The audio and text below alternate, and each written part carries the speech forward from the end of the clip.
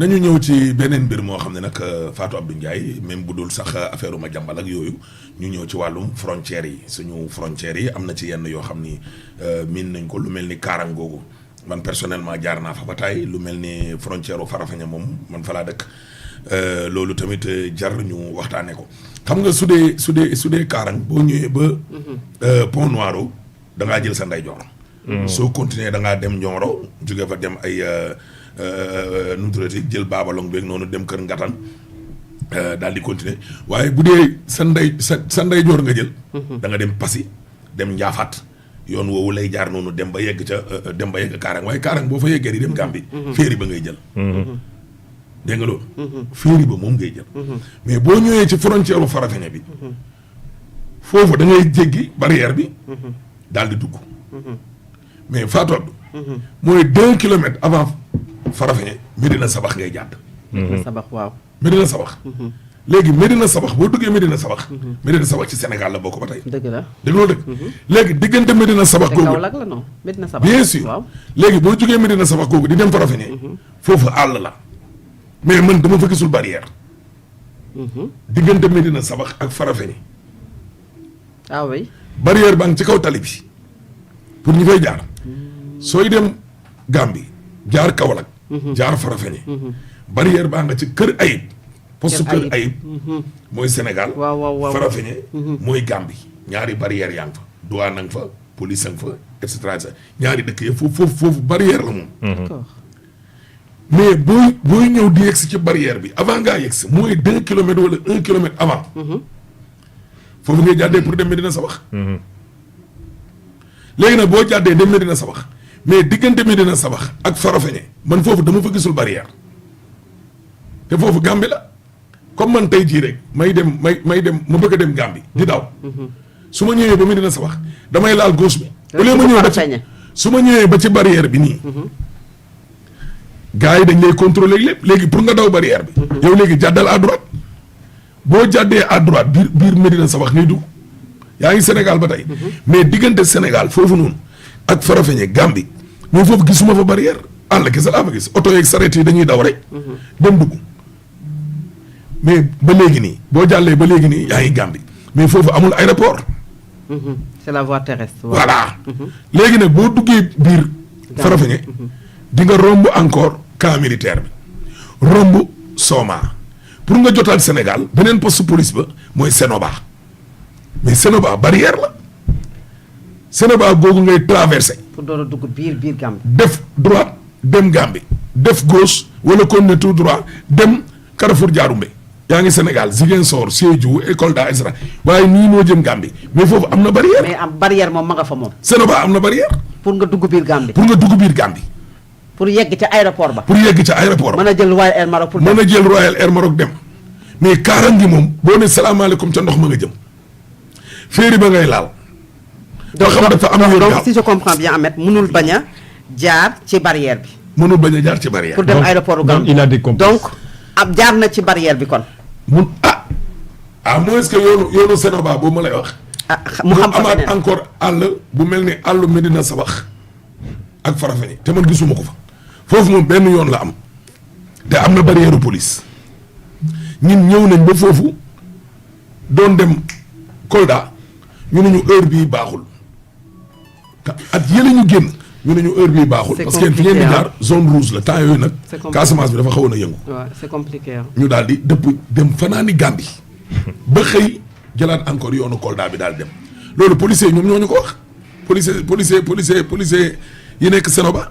li ma lay wax nii am na ay 5 ans ci ginnaaw ñu daal di dëpp. mais Alaaji est-ce que xam nga ne bii Juan Branco. ñaari Sénégal ñaari yoonu Mauritanie bi la maîtriser wul.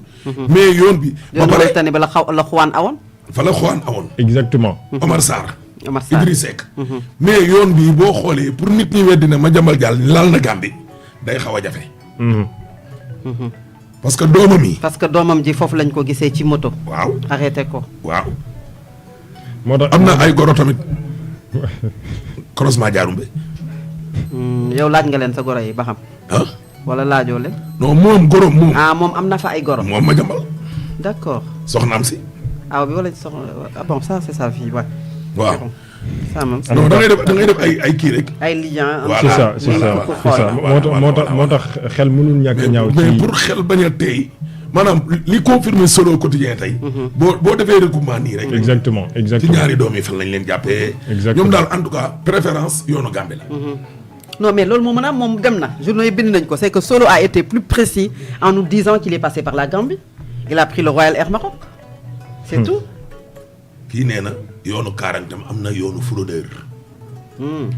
fraudeur yi ñi nga xam ne dañuy dem Gambie di jënd matériel yi dañ koy teg ci ay saret guddi gi la ñuy daw ñoo xamee nañ leen ci yoonu bi dina sabax bi waaye xaw ma ne yoonu Kaarang ba tamit.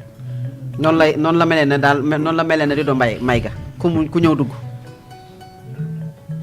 léegi nag yenn saa yi booy wax policiers yi dañ leen def retour keroog lañ doon wax ñun rek ci 2A bi doon di wax affaire problème mu frontière yi rek am benn policier kilifa la sax. bu ne ma non Ahmed yéen di ngeen ko jàppee dafa yomb de ñun suñ frontières yi caaxaan dugg fi mais chaque jour da ngay dégg ne.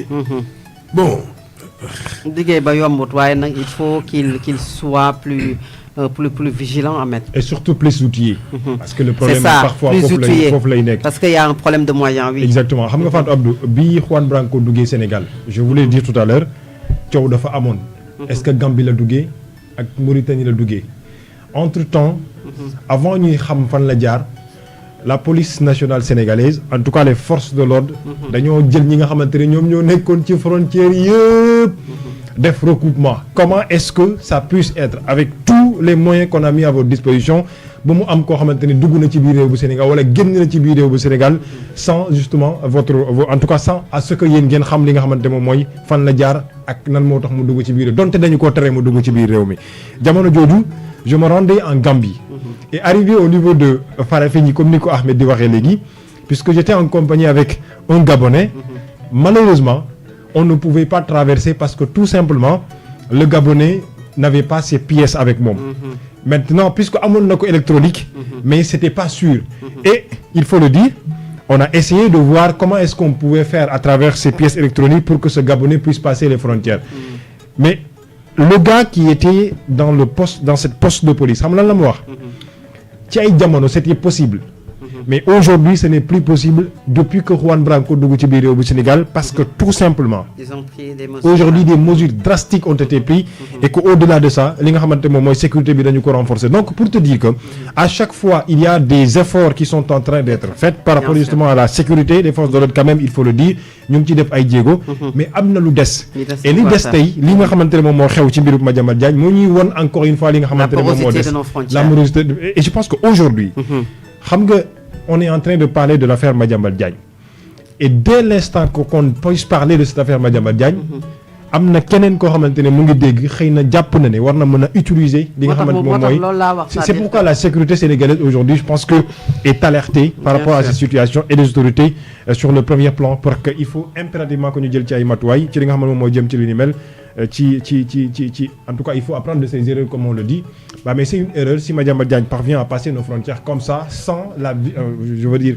sans que état bi au Sénégal xam ci dara il faut impérativement que l'État prenne des responsabilités par rapport à ça et c'est la responsabilité de l'État c'est la responsabilité de l'État ndax foofu ñun ci sunuy frontière la maanaam bu fekkoon ne tey dañu ne lii kat responsabilité Gambie la mais Ahmed wax na ko léegi dafa war a am ay postes de police et sànq da nga wax lu am solo war a redoubler de vigilance mais également outiller nos forces de défense et de sécurité ñun ñëpp xam nañu ne maanaam am na lu ci des waruñu ko sax di wax parce que dañu nekk dans une zone aujourd'hui boo xamante ne li ñu wër yëpp ceinture de feu. exact ci ay jàmmaarloo yu am ci terrorisme ak yeneen et li ma wax sànq ne lii mu def nii dafa bokk ci liy xaw a mel ne luy affaiblir te en tant que citoyen patriote d'un pays comme le Sénégal bi nga xam ne ñu bari ñee nañ ko ñu bari ñi ngi rafetlu li fi am ci ak dal li fi am ci ñàkk gis yi nga xam ne moo am ci dëkk yu ñu wër comme aujourd'hui le Mali entre autres pays amu fi warul woon sax jël cet exemple jaar ci frontières yi comme pour donner l'exemple que ne le Sénégal est un pays où on peut entrer comme on veut et sortir comme on veut sans pour autant être inquiété moo tax ma ne au-delà de défier la justice aujourd'hui benn mbir la boo xamante ne li mu mën a yàq ci Sénégal moo ëpp fuuf sax ci li nga xamante ne moom mooy cette affaire de Madiambal avec la justice de presque 20 milliards ou 30 milliards parce que lim ci mën a jur ci ñi nga xam ne seen xam-xam xëy na mën na màcc ci yooyu moom moo gën a sori beneen bi ñu ci mën a wax également mooy Ahmed Alamine wax na lu am solo après Juan Branco des mesures drastiques ont été prises ci li nga xamante ne mooy sunu frontière ak Mauritanie lii tamit na jàngal sunu ay kilifa yi nga xamante ne aujourd'hui ñoom ñoo nekk foofu ba ñu gën a mën a defaruwaat de telle sorte que une personne mettons X à la place de Madiambal kum ci mënti doon warut mën ñu interpeller la nga génn fii dem et puis ngay def tweet di wax sénégalais ne man kat dañ ma tere et puis il a dit dans le tweet dañ ma tere dañ ma jox opposition de sortie du territoire quand on parle d'opposition de sortie du territoire c'est par la voie terrestre comme la voie aérienne par la voie aérienne comme la voie terrestre donc yëpp la nga wan leen ne dañ ma ko jox mais man défier naa leen wut naa samay pexe maa leen gën a rusé et que génn naa Sénégal dem naa toog pour sous prétexte de préparer sa défense je pense que loolu Sénégal ma ci jaaxal sa alaaj mais Ahmed bu fekkente ne Madiambal dañu ko tere mu voyager avec Air Sénégal pour mu dem Paris ba mu jaral les forces de l'ordre en tout cas les autorités sénégalaises ñu dem ne ko wàccal avion bi comme ni ñu ko waxee ci xibaar yi ci aéroport international Blaise Diagne mais à cet instant à mon avis pour éviter lii xew-xew les autorités devraient normalement prendre de l'avance c'est-à-dire récupérer les pièces yi nga xamante ne Madiambal Diagne am na ko son passeport ses cartes je veux dire lépp loo xamante ne mën na ko permettre moom ci boppam mu mën a voyager est-ce que maintenant les autorités dañoo jàppoon ne xëy na il pouvait pas voyager wala je sais pas jox nañu ko convocation pour demain d'ici demain ci diggante bi dara xeju fi ou pas c'est des questions mais encore une fois ça revient à li ñu doon wax depuis ce matin le laxisme par rapport à cette affaire et je pense que encore une fois et loolu ku ci nekk ak ce rôle c'est-à-dire que la police de la frontière moom li mu am sañ-sañ mooy ne la bul dem wan la kayit ne la dañu opposé wu ci sa sortie de territoire national maintenant dañu lay convoquer nangu say pièces ak attekat bi la c'est-à-dire que ñu nangu say pièces ne la placé na la sous contrôle judiciaire doo génnati wala chaque 3 mois tu viens pour montrer nangu sa passeport loolu du seen rôle ñoom foofu ba foofu noonu peut-être moo doon nekk prochaine étape c'est ça ba foofu noonu ñoom ci li ñu nekk rek la ñu nekk mooy def nañu li leen waroon maintenant est-ce qu'on lui a remis une convocation ce n'est même pas le rôle également de la police de la frontière parce que loolu aussi beneen procédure la ci biir procédure boo xamante ne beneen entité moom moo ko war a def donc foofu moom ñoom côté boobu au moins yéeg na ci avion bi yéegul intercepté nañ ko def nañ li ñu waroon def mooy nee nañ ko kat bul dem ndax yoonu sa réew daf la soxla et que déglu leen waroo mën a voyager. c'est que Fatou Abdou Madiambal Diagne borom tur la. kilifa la sax. Madiambal Diagne borom tur la man ñëw naa rek jéggi ba ma jéggee dem Farafeñe bi may dëppaat ma taxaw waa ji ne ma la prochaine fois boo fi jaaree. loo yàkkamti loo nekk cortège na nga taxaw suñuy kilifa ñooñu wax nañu Ahmed Aïdara ma nga Gambie ah oui l'État est très bien informé très bien informé déggoo ma de Farafeñe laa dem siyaare ji Fatou Abdou fanaan xëy ñëw jéggi pour man dama naan nii sama carte d'identité bi rek police bi ne ma demal fa ma taxaw noonu mu jël carte d'identité bi dugg ci biir ñëwaat ne ma kaay wuy commissaire ma dugg ba ci biir bureau commissaire mu ne ma kañ nga fi jaar ma ne ko démb benn guddi rek laa fanaan mu doon siyaare góor gi mu ne ma la prochaine fois boo fi jaaratee na nga taxaw loo yàkkamti c'est bien même boo fi jaaree cortège xaw ma nit ñi de mais yow moom na nga wàcc suñuy hiérarchie ñooñu wax nañu Ahmed mi ngi Gambie xaw ma nag foo ni ci Gambie te boobu man maa ngi ci wetam ay Farafeñe mais en tout cas dugg na ci zone boo xam ni en tout cas romb na frontière yi man nag fayu moon sama téléphone Madiambal Diagne nag état bi man dama jàpp ne état non mais am na info yi non état bi que ne jël na ma ne après c'est-à-dire qu'il est passé l'État a les informations qu'il a même pris tel vol et puis il est parti Ahmed yow it c'était trop tard c'était malheureusement trop tard ba pare boo xoolee kaarang bi ma doon wax te maîtriser wu ma yeneen yoon yi ñëpp nee nañu comme li doo may ga moom it comme Farafeñe bi c'est que day am foo xam ni en fait frontières yi Fatou Abdou booy romb tu as l'impression que ni oto yi biens yi matériels yi li ñuy gën a contrôler que nit ñi. que nit ñi parce que yow mën nga jóge fële na le wàcc oto bi benn waaye nee na aw ma carte d'identité bi ma ñëwee ba ci frontière u Farafeñe bi aw ma carte d'identité tem gars yi contrôlé ma damaa wàcc daa wàcc rek dox xam nga foofu dafa bëri ay jaaykat léegi barrière bi nii pour oto yi la mais nit ñi dañoo ubbi benn buntu dafa wàcc dox yor ndaamaras wala banaana wala non non da ngay wàcc nii rek gàddu sa benn sac bu ndaw rek kuy jaay ne poset noonu rek ne poset daal di dugg noonu bàyyi yow ba ñu contrôlé ñi nga xam ne nekk nañ ci oto bi yëpp seen carte d'identité ñëpp léegi su oto bi buñ ko yëkkatee bu duggee fële rek nga yéegaat loolu da nga koy gisoo parce que yow mën nga foog ni kii jaaykat la jaaykatu suukar yaa nga fa banaana carax foofu dafa fees dell ak ay nit te mënoo wax nit ñi ne leen yéen ñi wàcc ci oto yi taxawee leen nii noo leen di maîtriser des centaines de personnes des milliers et des milliers de personnes ñooy traversé par jour mais loolu c'est difficile aussi léegi nag benn buntu bu ndaw moom la ñuy ubbi ak barrière bi la ñuy yéegal di ko wàcce su 21 heures jotee moom barrière bi wàcc na drapeau yi wàcc barrière yi wàcc soo fa rombee yenn heures yi dañ naan la frontière bi tëj na xanaa nga nekk état ñëw ñu ne ministre nangam moom mooy ñëw nii informé bien avant voilà bu ko defee bu ñëwee armée bi yëpp taxaw bàyyi la nga jàll léegi nag mais loolu aussi xanaa xamoo lii sax lii baax na baaxul nañ ci jàngat de on va apprendre de nos erreurs ça nous permettra d'apprendre de nos erreurs c'est ça loolu la mais xam naa ni daal te ba pare lii tamit mën na tiital askan waaw yaa ngi koy wax sànq waaw yaa ngi koy wax lii sànq mën na tiital nekkul ne parce que da nga contre Madiambal non wala da nga loin ànd de ak là Madiambal parce que non mais attends mais parce que Oui.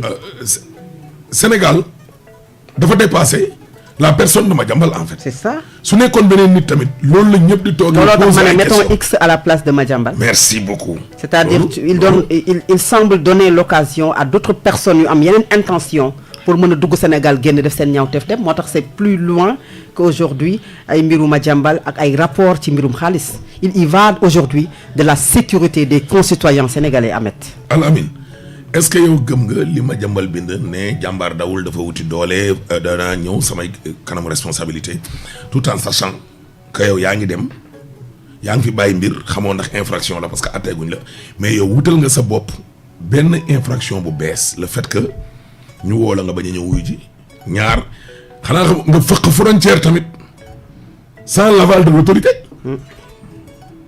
yow gëm nga ne yow Madiambal moom dina ñëwaat ginnaaw ba mu demee defaree défense am ba pare. Madiambal même bu ñëwul dañ koy jëli loolu mooy yoon parce que Fatou Abdou wax na ko léegi et c'est important lii xaar Madiambal mooy mën na am mandat d'arrêt international maintenant li nga xamante ne moom moo mën a opposer loolu mooy mu am nationalité française par exemple oui est-ce que am na ko ou pas xawma j'ai pas d'information mais xëy na peut-être l'avenir nous dira mais aujourd'hui Madiambal Diagne au vu de ce qui se passe aujourd'hui si seulement si il n'a pas de passe je veux dire de nationalité française avec l'accord justement de la justice française mën nañu def mandat d'arrêt international ci Madiambal Diagne indi ko ci biir réew bu Sénégal parce que la justice a besoin de cette personne sur un tel sujet donc loolu moo mën a am beneen bi mooy man jàpp naa ne waruñu woon xaar sa offert Madiambal bu fekkente ne moom ci boppam gëm na ne defut lan moo tax moom muy empressé wu pour dem wuti ay ni mu wax naan je pars pour se préparer ma défense est-ce que sa défense ne peut se préparer qu'en France pourquoi pas au Sénégal loolu nekk beneen mbir bi mooy xam nga wax naa ko léegi dafa am li ñuy wax naan gis nga mbir bu xewee am na taxawaay boo xamante ne boo ci taxawee rek xel mën naa ñaaw alaaji dañoo ne yow yaa lekk meew bi nga génn ñu ne la yow yaa lekk meew bi nga génn taxaw commencé fomp sa gémmiñ naan lekkuma meew problème am na parce que li tax mooy Madiambal dañ la tuumaal dañ la tudd ci ab dossier waxuñu ne yow yaa def de mais ñëwal pour leeralal ñu est-ce que yow yaa def ou pas nga daw aveu de culpabilité maintenant on verra ce que la justice fera mais li wóor booy ba wóor mooy Madiambal bu ñëwut te amul nationalité française il faut impérativement que mu am un mandat d'arrêt international ñu dem jëli ko pour ñëw leeral li nga xam moom mooy le dossier parce qu'il s'agit encore une fois de l'argent du contribuable sénégalais bu fekkoon te diggante ñaari nit la ñuy wax une affaire privée mën nañu comprendre mais là c'est tout à fait le contraire. Il s'agit de l'argent du contribuable boo xamante ne ci biir réew bu Sénégal et puis lan lañ doxee woon xaalis boobu ay hôpital ak ay école ak i ñoom seen. Donc aujourd'hui est-ce que xam nga ne la personne de Madiambal Diagne am na responsabilité ci par exemple tey jigéen bu wonnu loor di wasin ba ñàkk bakkanam boo koy wax dina xaw a métti loolu mais loolooy dëgg parce que xaalis bu ñu génne woon jël ko teg ko sur la table pour construire ay centre hospitalière liggéey ay hôpital xaalis boobu moom la ñuy wax tey tudd ci turu Madiambal Diagne ndax moo ko def am déet je répète encore une fois et je le dis je respecte la présomption d'innocence de la personne mais au vu de ce qui se passe ñu tudd la nga daw looy daw. ngeen xam ko léegi Fatou Abdou dafa am tamit beneen mbir moo xam ne lii yëpp